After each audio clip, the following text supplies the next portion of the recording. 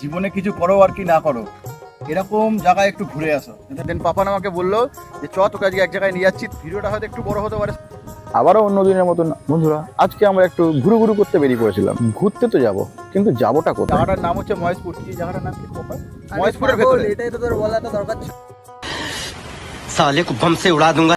এই যা, আমার মুখ ফসকে সেই নামটা বেরিয়েই গেল। ফ্রেন্ডস, যেই জায়গাতে আমরা আজকে যাচ্ছি সেটা আমার বাড়ি থেকে খুব বেশি হলে 6 থেকে 7 কিলোমিটার দূরত্ব হবে। আর সত্যি কথা বলতে আমার গ্রামগঞ্জে যাওয়ার নাম শুনলেই না মনটা লাফালাফি শুরু করে দেয়, খুব ভালো লাগে যেতে। খুব জোর খিদে পেয়ে গেছিলো, সেই জন্য ওখানে পৌঁছেই আগে দুটো পরোটা গপ গপ করে খেয়ে নিলাম। খেতে খারাপ না, যথেষ্ট ভালো। ওই রকম জায়গায় এরকম পরোটা পাওয়া যাচ্ছে, এটা অনেক বড় ব্যাপার। এই দৃশ্য যেন প্রকৃতির এক অনন্য দৃশ্য।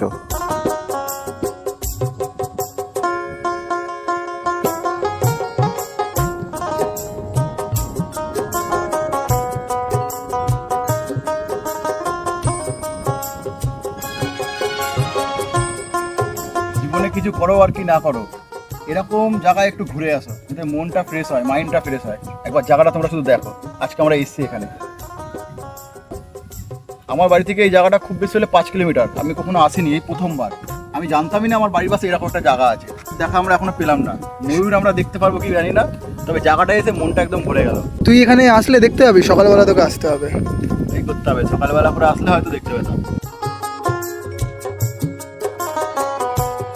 তখন আসতে বলেছিল, আমি আসছিলাম না, অনেক বলাকার পর এলাম। এসে তো আর যেতে ইচ্ছা করছে না বাড়ি।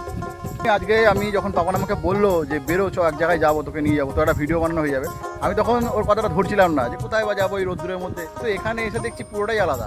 কন্টেন্ট আমাদের চারিপাশে থাকে, সেটাকে আমাদের খুঁজে নিতে হয়। ভিডিওটা হয়তো একটু বড় হতে পারে, শর্ট ভিডিওর থেকে একটু বড় হতে পারে, 1 মিনিটের উপরে ক্রস হতে পারে, কিন্তু ভিডিওটা তোমরা পুরো দেখো, তোমরা জায়গাটাকে শুধু উপভোগ করে মনের স্ক্রিনেই বুঝতে পারবে যে জায়গাটা কেমন। তো ব্লগটা তোমরা কন্টিনিউ করো। আরও কিছুক্ষণ এই অনন্য পরিবেশে আমরা সময় কাটালাম। যেমন ফেসবুক, ইনস্টাগ্রামের জন্য কিছু ছবি, কিছু ভিডিও তৈরি করে নিলাম। কিন্তু কী করবো, ঘড়ির কাঁটা বলছে 2:30 বাজে, এবার বাড়ি চল।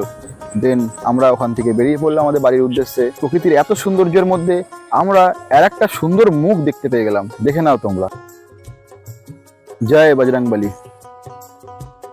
তো এমন জায়গায় এসে বজরংবলীর একটা ছোট এরকম মন্দির দেখে মানে এমনিতে মনটা খুবই ভালো লাগছে, আরও ভালো লাগছে, আরও খুশি হয়ে গেল মনটা। ছোট্ট মন্দির একটা, খুব সুন্দর একটা জায়গায়। সকলে একসাথে বলি জয় শ্রীরাম। ভিডিওটা করবো এবার শেষ, তার আগে তোমাদের একটা কথা বলে দিই, ভিডিওটা তোমাদের কেমন লাগলো সেটা কমেন্ট করে জানাও, তোমার নাম সমেত। আর চ্যানেলে যদি তোমরা নতুন হও সাবস্ক্রাইব করে বেল আইকনে টিপে দাও। টাটা।